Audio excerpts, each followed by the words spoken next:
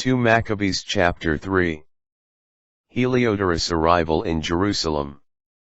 While the holy city lived in perfect peace, and the laws were strictly observed, because of the piety of the high priest Onias, and his hatred of evil, the kings themselves honored the place, and glorified the temple, with the most magnificent gifts.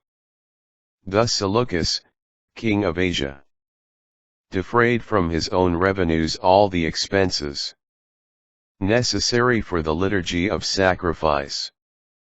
But a certain Simon, of the priestly clan of Bilga, who had been appointed superintendent of the temple, had a quarrel with the high priest about the administration of the city market. Since he could not prevail against Onias, he went to Apollonius of Tarsus, who at that time was governor of Coele and Phoenicia, and reported to him that the treasury in Jerusalem was full of such untold riches, that the sum total of the assets was past counting, and that since they did not belong to the account of the sacrifices, would be possible for them to fall under the authority of the king. When Apollonius had an audience with the king, he informed him about the riches that had been reported to him. The king chose his chief minister Heliodorus, and sent him with instructions to seize those riches. So Heliodorus immediately set out on his journey, ostensibly to visit the cities of Coele and Phoenicia, but in reality to carry out the king's purpose. When he arrived in Jerusalem, and had been graciously received by the high priest of the city, he told him about the information that had been given, and explained the reason for his presence. And he inquired if these things were really true.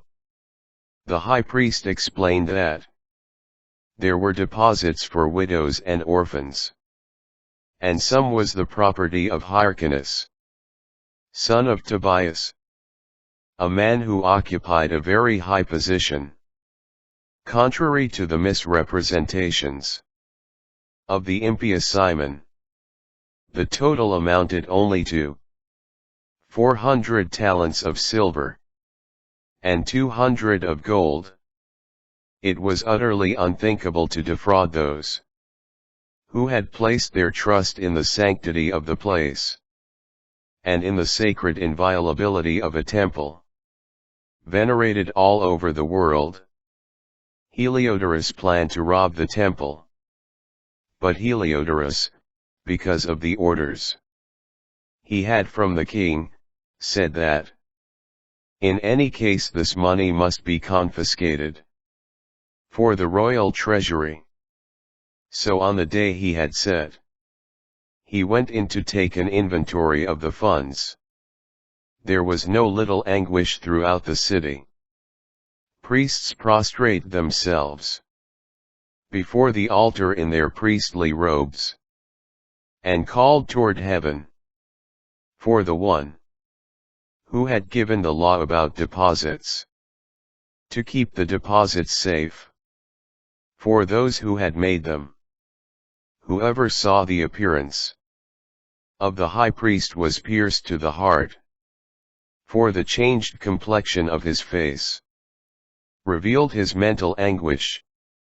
The terror and bodily trembling that had come over the man clearly showed those who saw him the pain that lodged in his heart. People rushed out of their houses and crowded together, making common supplication, because the place was in danger of being profaned. Women, girded with sackcloth below their breasts, filled the streets.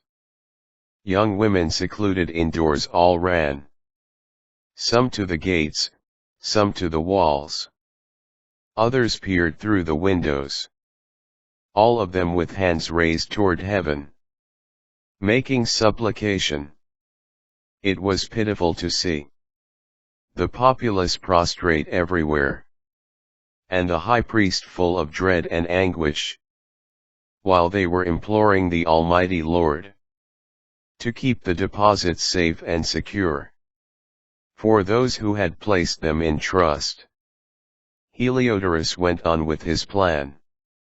God protects the temple.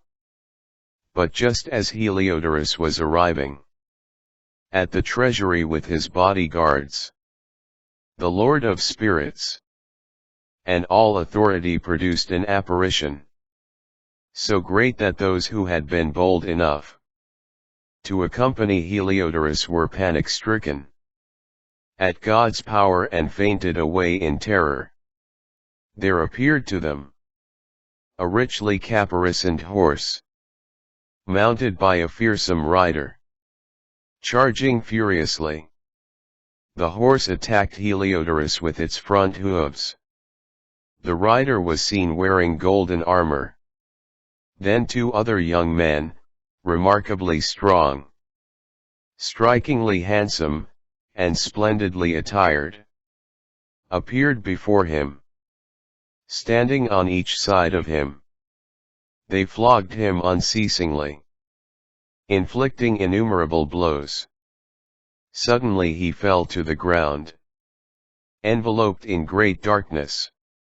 His men picked him up and laid him on a stretcher. They carried away helpless the man who a moment before had entered that treasury, under arms with a great retinue, and his whole bodyguard. They clearly recognized the sovereign power of God, the restoration and testimony of Heliodorus. As Heliodorus lay speechless, because of God's action and deprived of any hope of recovery, the people praised the Lord, who had marvelously glorified his own place, and the temple, charged so shortly before with fear and commotion, was filled with joy and gladness, now that the Almighty Lord had appeared.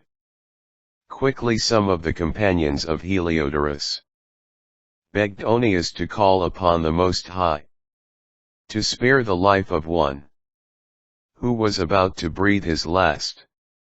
The high priest, suspecting that the king might think that Heliodorus had suffered some foul play at the hands of the Jews, offered a sacrifice for the man's recovery, while the high priest was offering the sacrifice of atonement.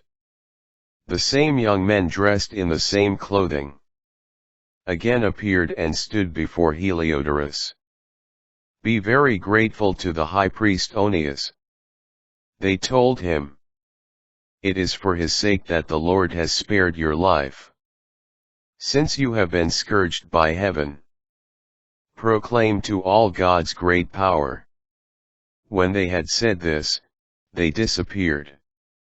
After Heliodorus had offered a sacrifice to the Lord, and made most solemn vows to the one who had spared his life, he bade Onias farewell, and returned with his soldiers to the king. Before all he gave witness to the deeds of the Most High God that he had seen with his own eyes.